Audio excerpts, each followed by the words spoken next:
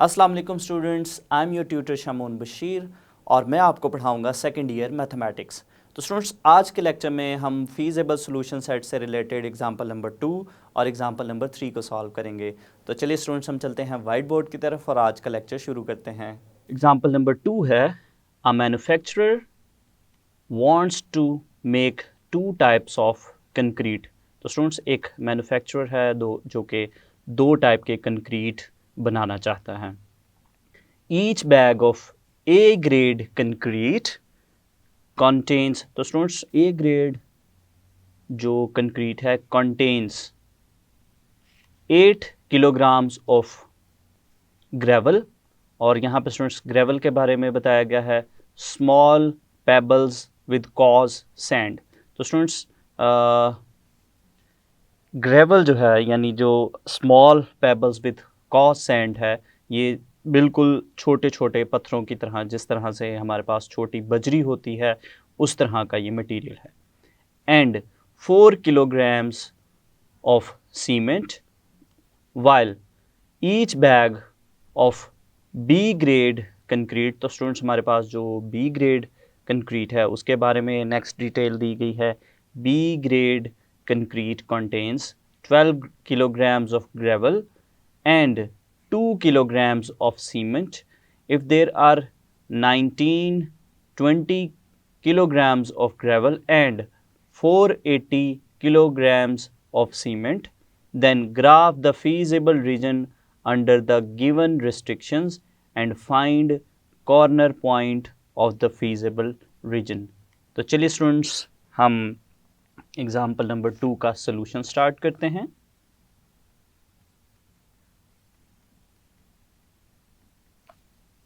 तो यहाँ पे स्टूडेंट्स मैं आपको बताता चलूँ, यहाँ पे हमारे पास दो तरह के कंक्रीट के बारे में डिस्कस किया गया है। एक ए ग्रेड कंक्रीट के बारे में डिस्कशन की गई है और दूसरा हमें बी ग्रेड कंक्रीट के बारे में बताया गया है। तो यहाँ पे स्टूडेंट्स हम सपोज करते हैं कि हमारे पास let x be the number of bags of A grade concrete. तो स्टूडेंट्स, हमारे पास जो ए ग्रेड कंक्रीट है उसके बैग्स को हम x के साथ रिप्रेजेंट करते हैं और हमारे पास जो B ग्रेड कंक्रीट के बैग्स हैं उसको हम y के साथ रिप्रेजेंट करते हैं। और फर्दर स्टूडेंट्स, अगर हम इस एग्जांपल को दोबारा से देखें तो इसमें हमें दिया गया है कि हमारे पास जो A ग्रेड कंक्रीट है कंटेन्स 8 kilograms ऑफ ग्रेवल, और इसी तरह से स्टूडेंट्स हमारे पास जो बी ग्रेड कंक्रीट है, बी ग्रेड कंक्रीट के जो ग्रेवल्स के बारे में इंफॉर्मेशन हमें दी गई है वो है 12 किलोग्राम फॉर ईच बैग। इसी तरह से स्टूडेंट्स हमारे पास जो सीमेंट है, सीमेंट के बारे में हमें इंफॉर्मेशन दी गई है कि हमारे पास जो ग्रेड ए का जो कंक्रीट होगा जिसके बैग को हमने एक्स के साथ रिप्रेजेंट किया है, उसमें हमारे पास जो सीमेंट की क्वांटिटी है वो 4 किलोग्राम्स होगी। और इसी तरह से जो हमारे पास बी ग्रेड कंक्रीट है उसमें अगर हम सीमेंट को देखें तो वो 2 किलोग्राम्स ऑफ सीमेंट होगा। तो स्टूडेंट्स, इन इंफॉर्मेशन के थ्रू हम अपनी इनइक्वालिटीज़ को बनाएंगे और फिर फर्दर उनको हम सॉल्व करेंगे। तो यहाँ पे स्टूडेंट्स हम लिखेंगे, तो जैसा कि स्टूडेंट्स डिटेल के साथ मैंने एक्सप्लेन किया है, तो यहाँ पे मैं आपको दोबारा बताता चलूँ कि हमारे पास जो ए ग्रेड कंक्रीट है के नंबर ऑफ बैग्स को हमने x के साथ रिप्रेजेंट किया है। Let x be the number of bags of A grade concrete produced and y denote the number of bags of B grade concrete produced. तो यहाँ पे स्टूडेंट्स अगर हम देखें तो हमारे पास जो ए ग्रेड कंक्रीट का बैग है उसमें जो ग्रेवल की क्वांटिटी थी वो चूँकि 8 kgs थी, तो उसके लिए स्टूडेंट्स हमने इसको लिखा है 8x। और इसी तरह से हमारे पास जो बी ग्रेड का जो कंक्रीट है उसमें हमारे पास जो कंक्रीट की क्वांटिटी थी वो 12 kg थी, तो इसलिए स्टूडेंट्स इसको हमने 12y के साथ रिप्रेजेंट किया है। तो यहाँ पे अगर हम देखें, then 8x kilograms of gravel will be used for A grade concrete and 12y kilograms of gravel will be required for B grade concretes. So तो फर्दर स्टूडेंट्स अगर हम देखें तो हमारे पास टोटल ग्रेवल की अगर हम बात करें तो टोटल ग्रेवल हमारे पास 1920 किलोग्राम्स ग्रेवल है, यानी हम इस क्वांटिटी से एक्सीड नहीं कर सकते। चूँकि हमारे पास स्टूडेंट्स टोटल जो है वो 1920 किलोग्राम्स ऑफ ग्रेवल है, तो इसलिए हम इस क्वांटिटी से एक्सीड नहीं कर सकते। तो इसको स्टूडेंट्स हम थ्रू इनइक्वालिटी अगर देखें तो इनइक्वालिटी इसकी बनेगी 8x प्लस 12y। तो स्टूडेंट्स 8x चूँकि हमारे पास ए ग्रेड का जो कंक्रीट है उसमें हमारे पास जो ग्रेवल की क्वांटिटी है उसको रिप्रेजेंट कर रहा है, इसी तरह से जो 12y है वो बी ग्रेड का जो कंक्रीट है उसमें ग्रेवल की क्वांटिटी को रिप्रेजेंट कर रहा है। तो स्टूडेंट्स इनका जो सम है, यानी जो दोनों हमारे पास कंक्रीट हैं ए ग्रेड और बी ग्रेड, इनमें जो कंक्रीट की क्वांटिटी है वो 19 या 1920 से एक्सीड नहीं कर सकती। इसलिए स्टूडेंट्स यहाँ पे हमने लेस देन और इक्वल्स टू का साइन लगाया है कि 1920 के इक्वल हो सकता है या इससे कम हो सकती है। तो नेक्स्ट स्टूडेंट्स अगर हम सीमेंट की क्वांटिटी की बात करते हैं तो हमारे पास जो ए ग्रेड का कंक्रीट है उसके लिए हमें सीमेंट की क्वांटिटी जो है वो 4 किलोग्राम्स रिक्वायर है एक बैग के लिए, और इसी तरह से हमारा जो बी ग्रेड का कंक्रीट है उसके लिए हमें 2 किलोग्राम्स ऑफ सीमेंट रिक्वायर है। और टोटल सीमेंट की अगर हम बात करें तो टोटल सीमेंट हमारे पास है 480 किलोग्राम्स। तो स्टूडेंट्स हमारा जो सीमेंट है वो 480 किलोग्राम से एक्सीड नहीं कर सकता। तो जब भी स्टूडेंट्स हम वर्ड एक्सीड का यूज़ करते हैं कि हमारी कोई एक स्पेसिफिक चीज़ इस अमाउंट से एक्सीड नहीं कर सकती, तो एक्सीड ना करने का मतलब है कि वो उस अमाउंट के इक्वल हो सकता है या उससे स्मॉलर हो सकता है, लेकिन उससे ज़्यादा यानी ग्रेटर नहीं हो सकता।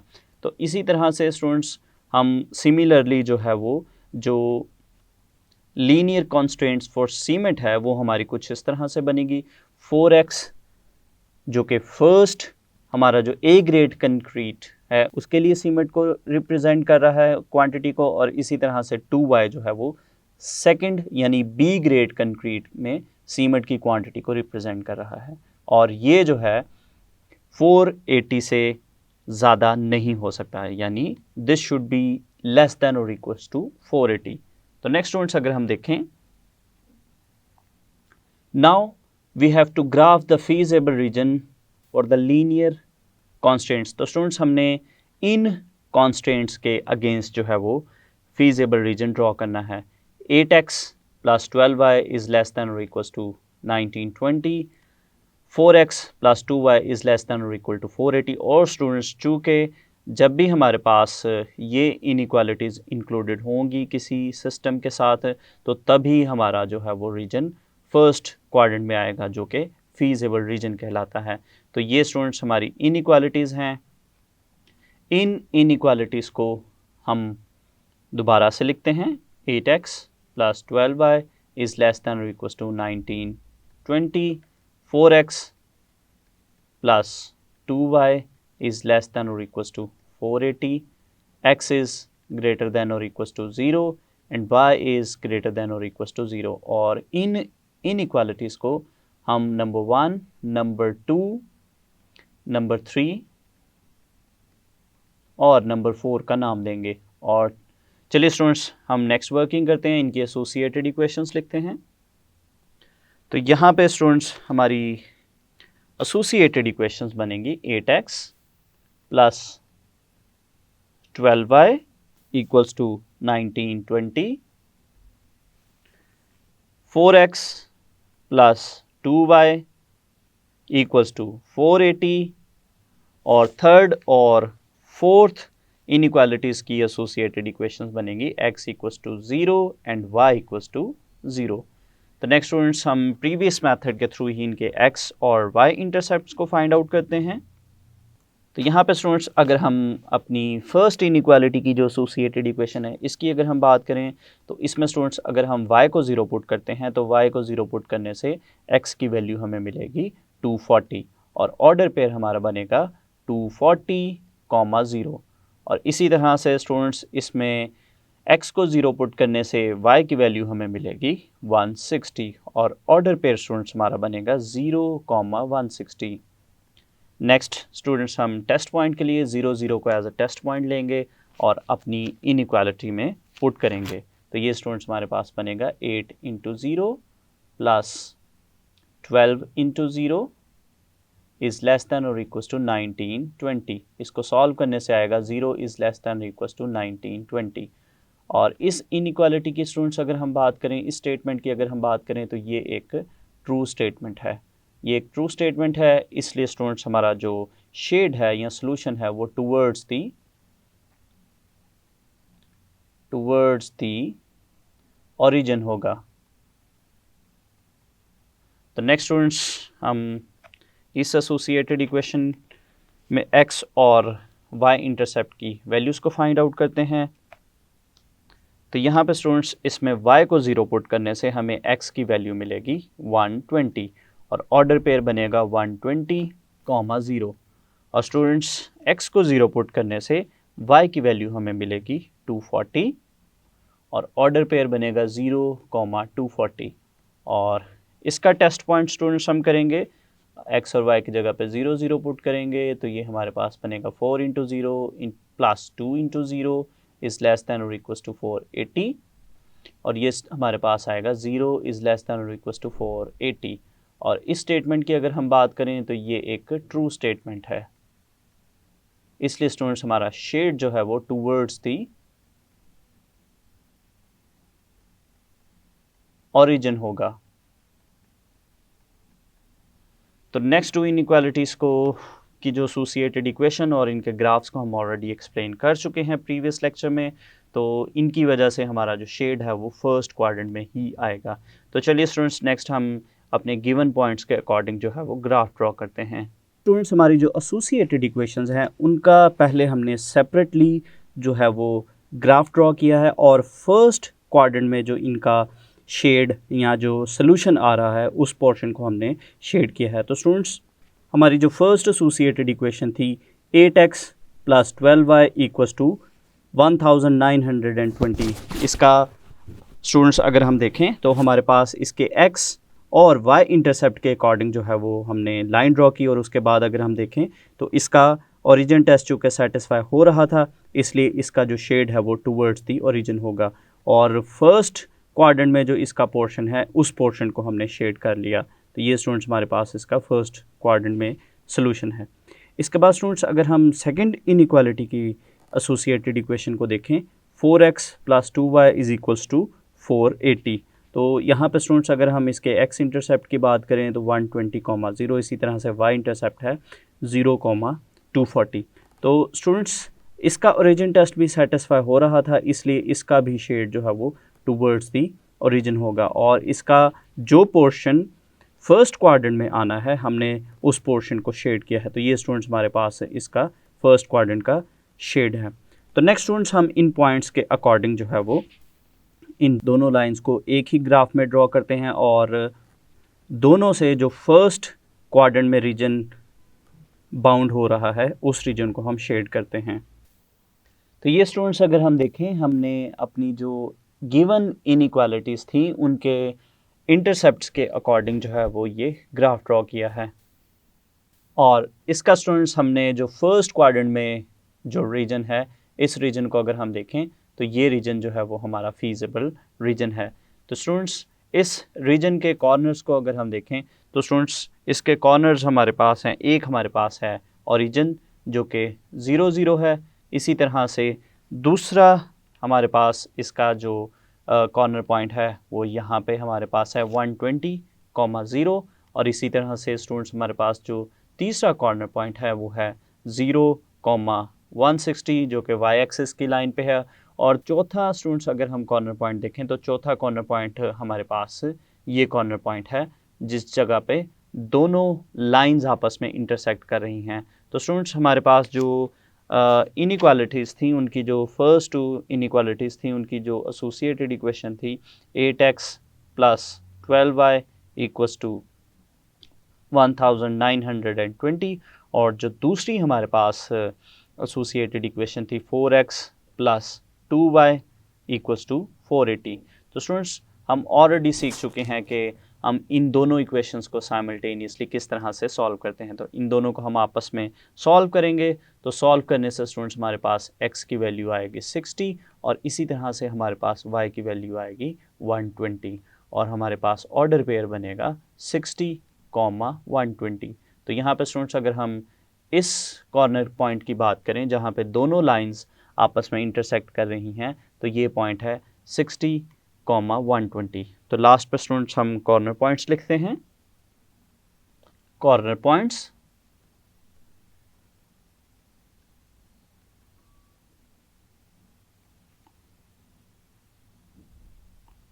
तो स्टूडेंट्स हमारे कॉर्नर पॉइंट्स थे 0, 0,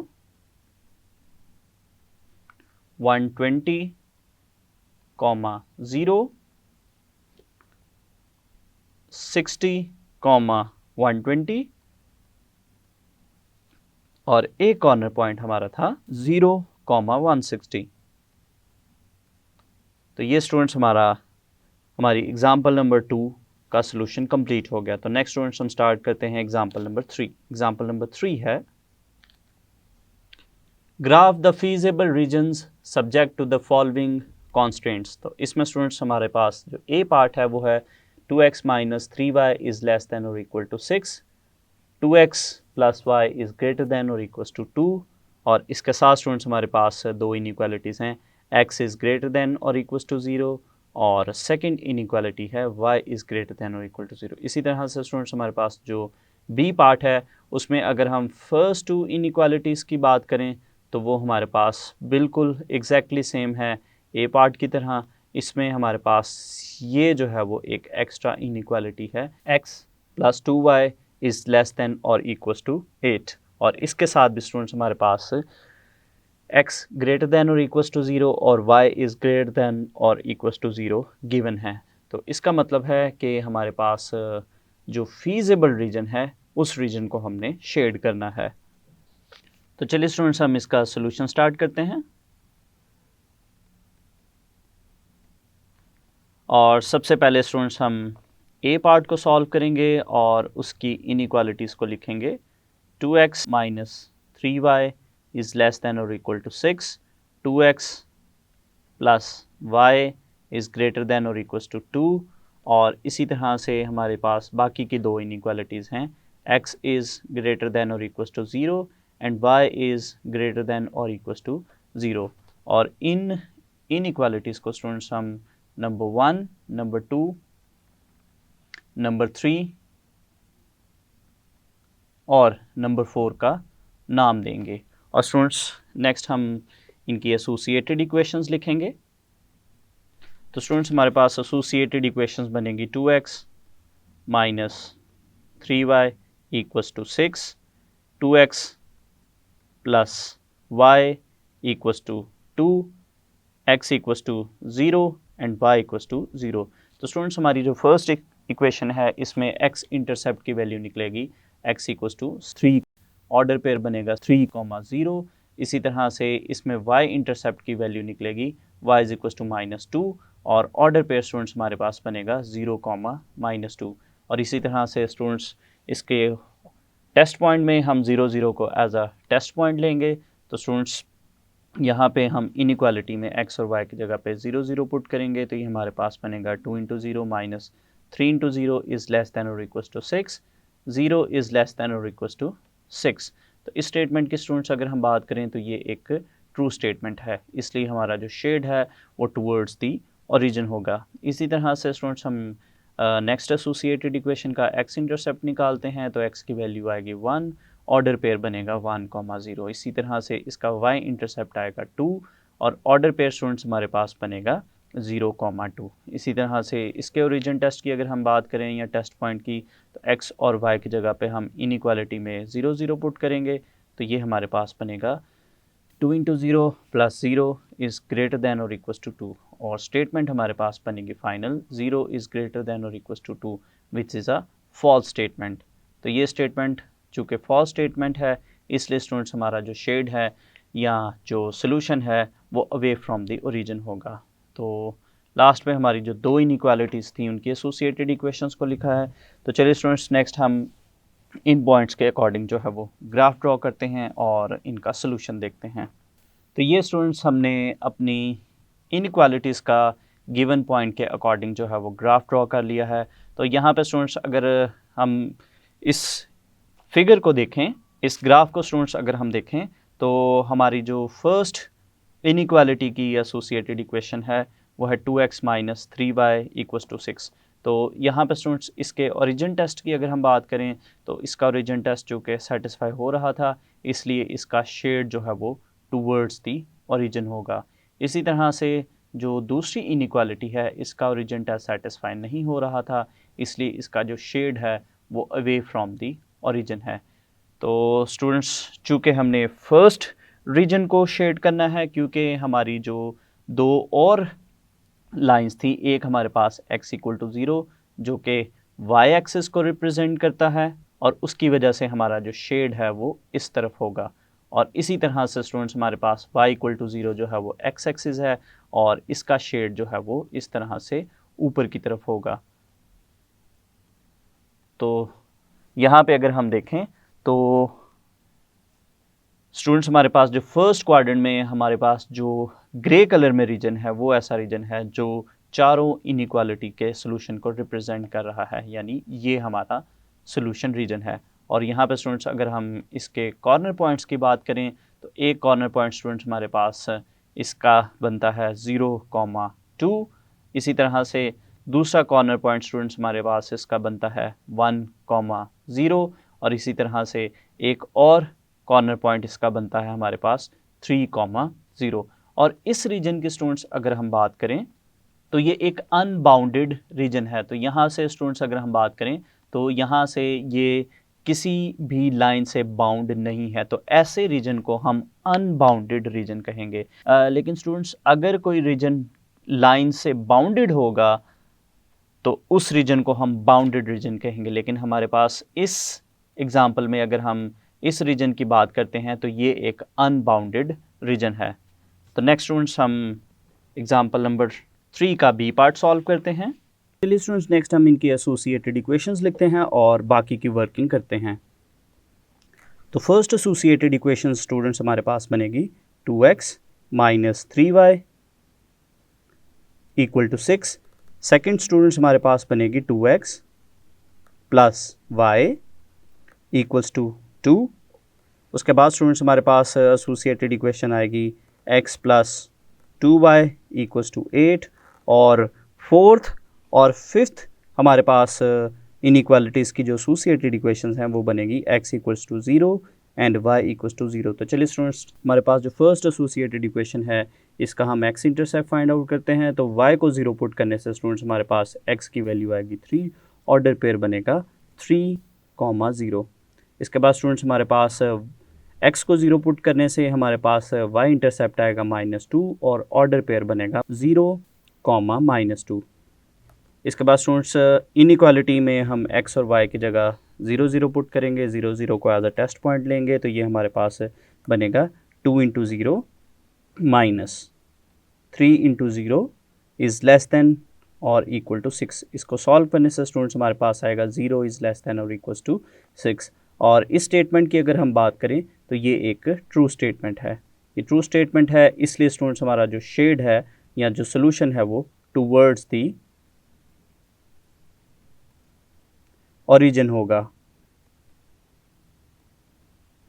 नेक्स्ट स्टूडेंट्स हम नेक्स्ट इनइक्वालिटी की जो एसोसिएटेड इक्वेशन है उसका x इंटरसेप्ट फाइंड आउट करते हैं।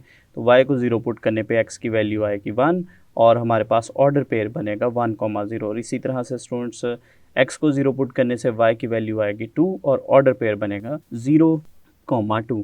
इसके बाद स्टूडेंट्स हम इनइक्वालिटी में x और y की जगह पे 0, 0 पुट करेंगे, तो ये हमारे पास बनेगा 2 into 0 plus 0 is greater than और इक्वल टू 2, और इसको सॉल्व करने पे हमारे पास आएगा 0 इज़ ग्रेटर देन और इक्वल टू 2।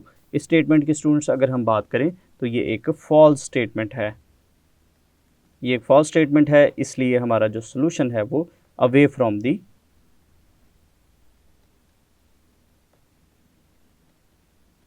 ओरिजिन होगा।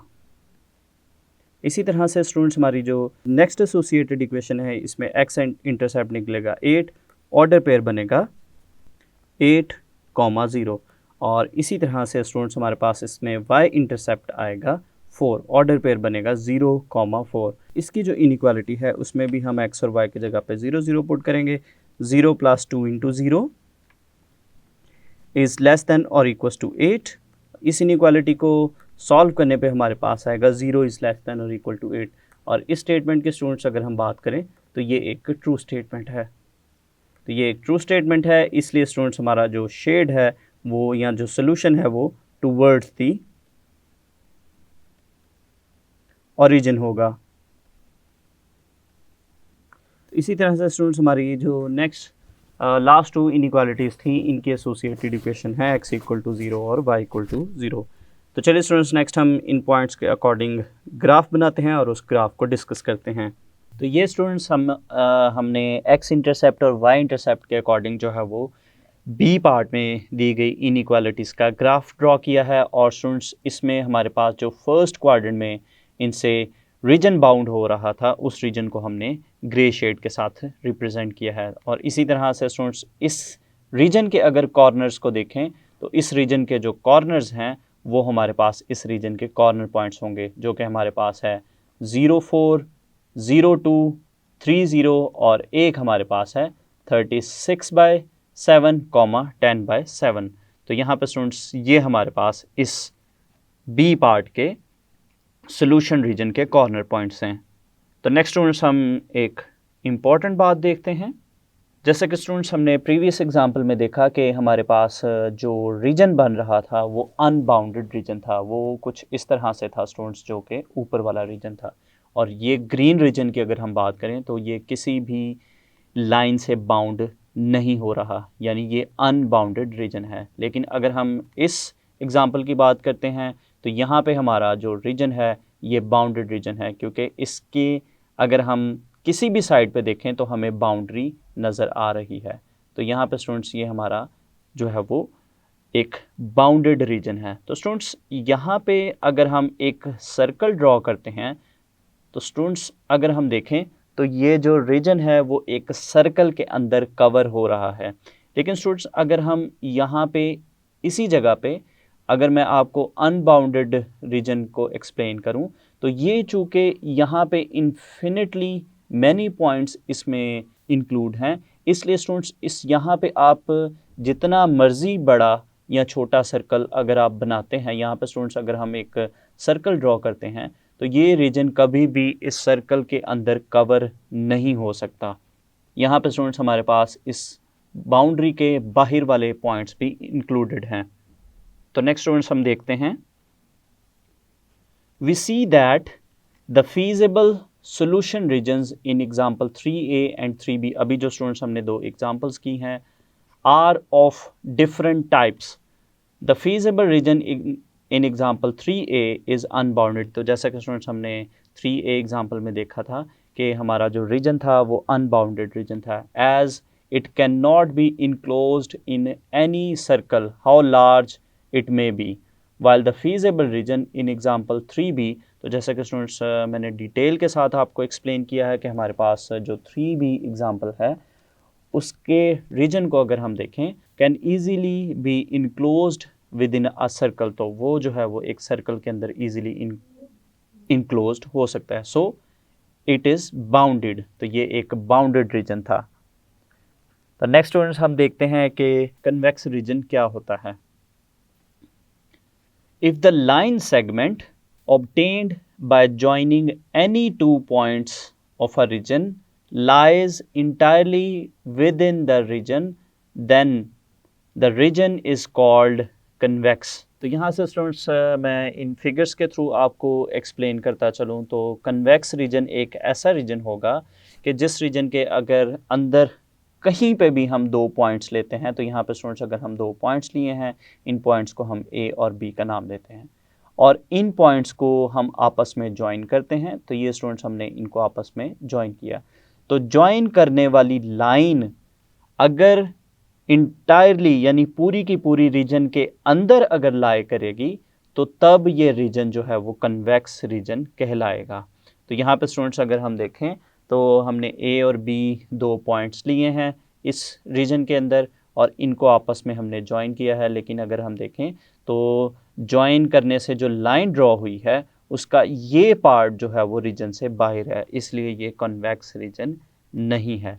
और स्टूडेंट्स अगर हम इस फिगर को देखते हैं तो इस फिगर में भी अगर हम इस रीजन में कहीं पे भी 2 पॉइंट लेते हैं स्टूडेंट्स, अगर हम एक पॉइंट यहाँ पे लें, एक पॉइंट यहाँ पे लेते हैं, इन पॉइंट्स को स्टूडेंट्स अगर हम ज्वाइन करते हैं तो ये लाइन जो है वो इंटायरली रीजन के अंदर आ रही है। लेकिन अगर हम कहीं इसी रीजन के अंदर अगर कहीं और पॉइंट्स लेते हैं, अगर हम इस जगह पे पॉइंट्स लें, इनको स्टूडेंट्स अगर हम आपस में ज्वाइन करते हैं तो इनको ज्वाइन करने वाली लाइन अगर हम देखें तो ये लाइन का कुछ पार्ट जो है वो रीजन से बाहर आ रहा है। इसका मतलब है कि ये दोनों रीजन ही कॉन्वेक्स रीजन्स नहीं हैं। लेकिन स्टूडेंट्स हमने जो एग्जांपल्स की हैं, एग्जांपल 3A और 3B, उनके रीजन्स को अगर हम देखें तो वो दोनों ही कन्वेक्स रीजन्स हैं। तो ये स्टूडेंट्स हमारे पास जो एग्जांपल 3B है ये उसका रीजन है। इस रीजन में अगर हम कहीं पे भी स्टूडेंट्स कोई से 2 पॉइंट्स लेते हैं, उन पॉइंट्स को अगर हम आपस में ज्वाइन करते हैं तो ज्वाइन करने वाली लाइन जो है वो entirely within the region है। इसका मतलब है कि ये कन्वेक्स रीजन है। तो कन्वेक्स रीजन को स्टूडेंट्स आप अच्छे से याद रखिएगा और इसकी डेफिनेशन को भी आप अच्छे से याद कीजिएगा। तो स्टूडेंट्स आज के लेक्चर में हमने फीजिबल सॉल्यूशन सेट से रिलेटेड एग्जांपल नंबर 2 और 3 को सॉल्व किया। तो उम्मीद करता हूँ आपको इन एग्जांपल्स की अच्छे से समझ आई होगी। अगले लेक्चर तक के लिए दीजिए इजाज़त। अल्लाह हाफिज़।